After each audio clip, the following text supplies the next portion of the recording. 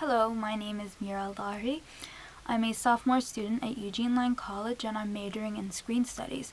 And of course, there are a lot of female icons that I admire and love in the film industry, but today I think I'm going to talk about someone I've admired for a very, very long time. I've loved her and enjoyed her work since I was a young child, and I grew up watching her stuff. So I thought it would be cool to just talk about her because she influenced me in such a huge, huge way. And she is an actress called Saoirse Ronan. Before I start talking about Saoirse Ronan, I just wanted to talk a little bit about myself. I'm from Abu Dhabi in the UAE, and I'm 21 years old. I graduated high school in 2014. After high school, I went to university in Seattle. I was studying psychology and statistics, which I ended up not loving as much as I thought I would. So I decided to drop university after a year and just focus on myself and think about what I actually want to do.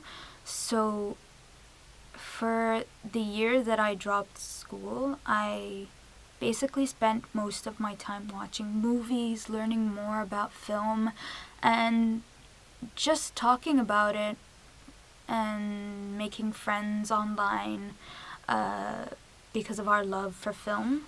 So at some point I just realized, why am I not just studying film and doing that and pursuing it as an actual career instead of just talking about it and thinking of it as a hobby. So then I decided to apply to the new school and get into the screen studies major, and yeah, now I'm here. I've always been interested in film ever since I was a child, but I never considered it as a career option until recently.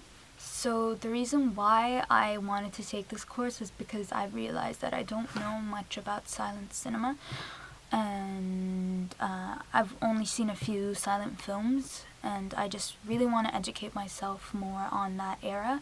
And of course, I don't know about any of the female filmmakers who were active in the silent era, so I want to learn more about that too. The reason why I wanted to talk about Saoirse Ronan is because she's someone who I've looked up to ever since I was a kid.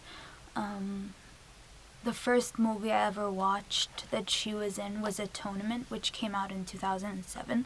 I watched that in cinemas, and when I saw her act, I just thought, wow, I've never seen a child actor perform in this way, because her role was not something that child actors usually take on. It was very complex, and even though she was only in it for about 30 to 40 minutes, she really left a mark on the audience, and she even got nominated for an Oscar at the age of 13 because of that role, which is huge because at that time, I think she was the youngest, one of the youngest actresses to ever be nominated for Best Leading Actress at the Oscars. So that was a huge deal, and just watching her perform in that movie, I was completely struck by how natural and how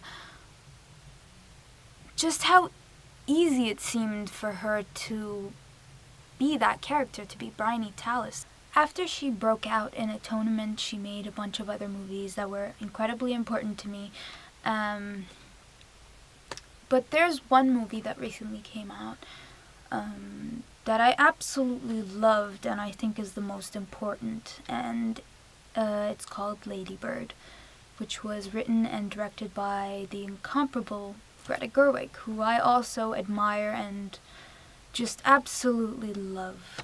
So Lady Bird is basically about a teenage girl who comes of age and about her complex relationship with her parents, especially her mother, and her struggle to cope with being poor. I think it's an interesting movie because I rarely ever see films about teenage girls where it's not about her romantic life, it's not about some boy or whatever. And this one is more about her relationship with her mother, how complicated that is. Lady Bird was a very personal account about the director and writer's life, Greta Gerwig's life in Sacramento. And I think it's just amazing that even though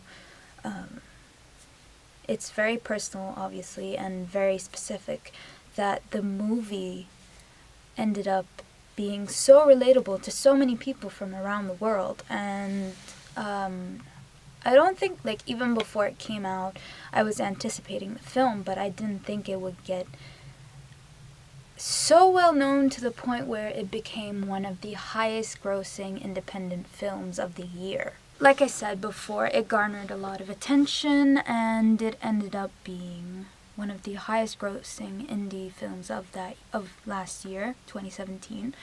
And I think it ended up being the highest rated movie of the year. Like on Rotten Tomatoes, it said like it was 99% or something. And I just find that so special because I didn't expect it to be that way. I didn't expect the movie to get that much attention, and now it's nominated for I think 5 Oscars, including Saoirse, who now has 3 Oscar nominations, which is absolutely crazy. At the age of 23, she already has 3 Oscar nominations, and I think she's the second youngest actress to have 3 nominations. Not bad. Most importantly, though, I think the best thing about Lady Bird getting the attention it's getting is because it's written and directed by a woman. And we don't normally see films directed and written by women get this much attention. And I think Greta Gerwig ended up being the 5th woman to ever get a nomination for Best Director at the Oscars, which is kind of crazy and really awful that only 5 women have ever been nominated for Best Director. And I think that Lady Bird is opening more doors for female filmmakers. Over the course of her career, Saoirse has starred in movies, like many different movies about different women, and I just enjoy the fact that she takes on roles that aren't the same. Like, she doesn't pigeonhole herself into a genre or a certain role. She's always doing something different, and I think that that's amazing for someone at the age of 23. Like, usually young kids or like kids in their teens are typecast and always cast in like high school roles or whatever, but Saoirse has played so many different roles, and it's crazy because Lady Bird was her first ever like role where she's playing someone in high school.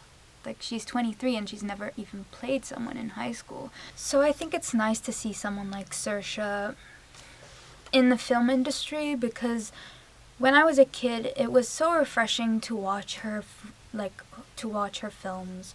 And I hope that one day I get to work with her in the industry. That's like one of my biggest dreams, like to work with Saoirse Ronan, because she impacted my life. And to be honest, like, I think she's a big part of why I love movies.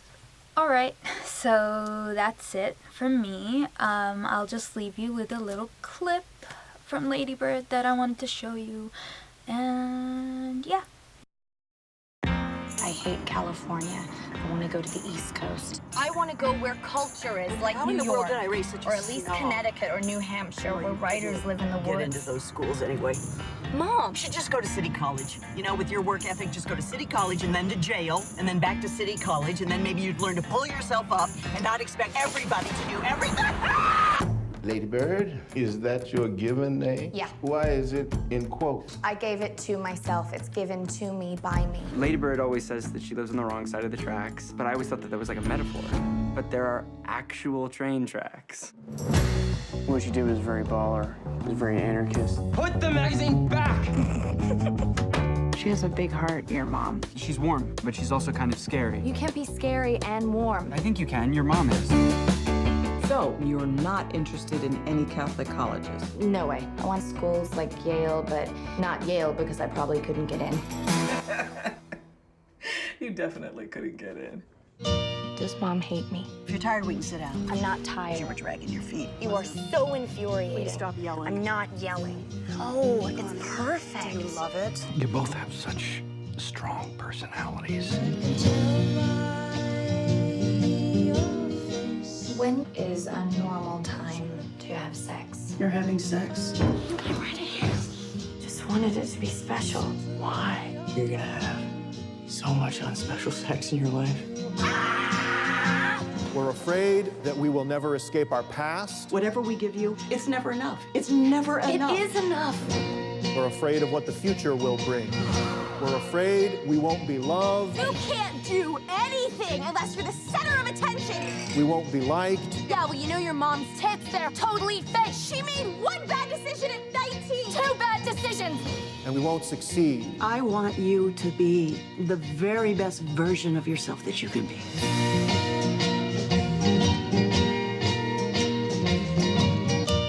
What if this is the best version?